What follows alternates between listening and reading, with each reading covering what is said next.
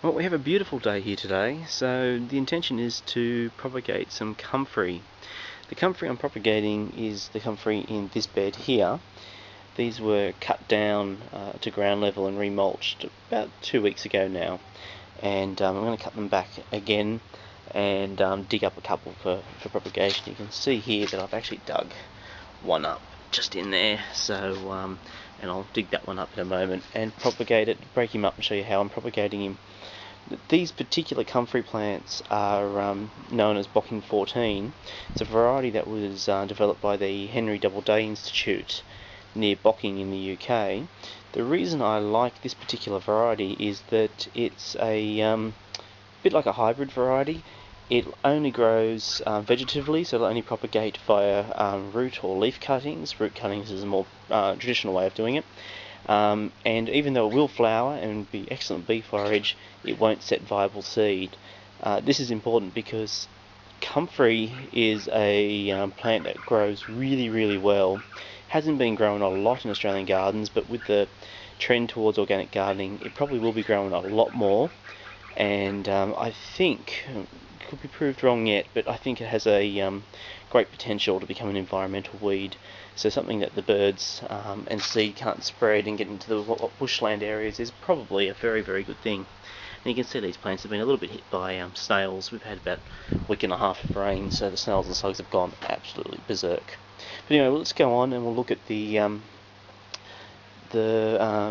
tubs that I'll be propagating in, and we'll look at that aspect of it. Okay, we're now at the potting bench, and you can see what we're doing here. Now these are some of the comfrey that I actually have already prepared and planted. You can see that they're actually in planter bags, plastic planter bags, and there's 6 in a plastic tub. Now in the bottom of the tub, and I'll go to this one, is a heavy duty wire mesh, which has just been cut to size to fit inside the tub, and it's sitting on a couple of bricks, so that keeps it up. And then in the bottom we have some water, and the water is the main way that these plants will be watered, or they're not plants yet, but these ones have got roots in them, so eventually they'll be plants that will be watered. Each pot has, coming out of the bottom of it, a piece of cotton, 5mm cotton sash cord, and that pokes into the water just like that, and that will actually wick water up and along and goes into the pot. So the pot is, as I said, it's a plastic bag here, you can see it, and this is the sash cord we got. This is I picked this up at the local hardware store. It was about $1.60 a metre, and I use about 60 or 70 centimetres per pot, which will wick in really nicely and bring water up and through this system. So what I'll do is I'll just get together some comfrey. I'll dig out a comfrey, and we'll come back and have a look at the root structure of the comfrey and how we pot all this together to make a new comfrey plant.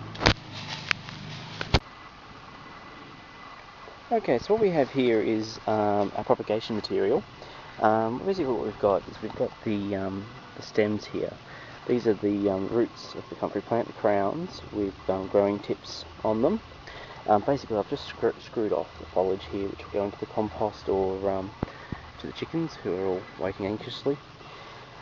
So these pieces can be planted as whole, and they will sprout from the crowns here and grow very nicely. Comfrey will also grow from a root cutting, so a piece of root like that will usually grow a plant very well. So you can see there's quite a few there.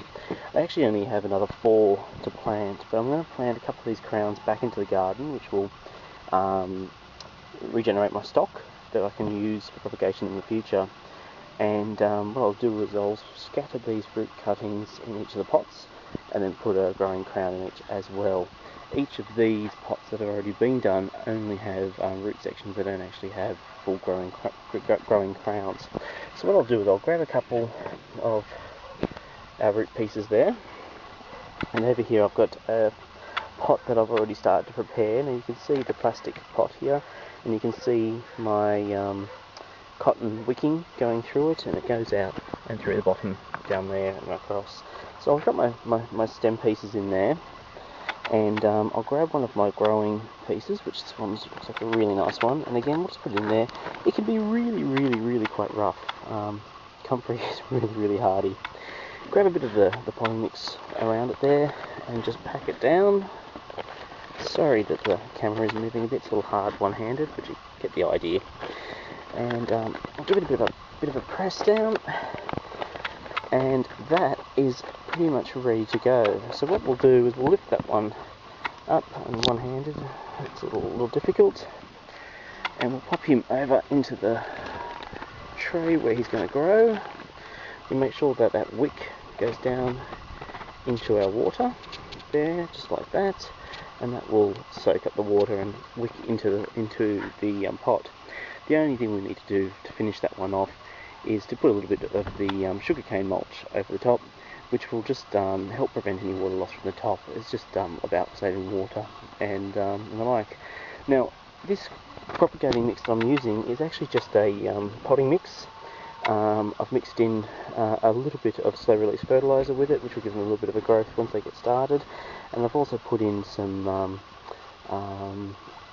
bacterial inoculation as well, which will inoculate the soil, so when they are eventually planted out they'll have a really good start.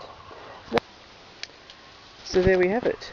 We have two comfrey plants, small comfrey plants, that have produced these 6 pots, and they now just need a good decent water and pretty much left to let nature do what it intends. So if I remember, we'll come back in a few weeks and have another look at these comfrey and see how they've come along.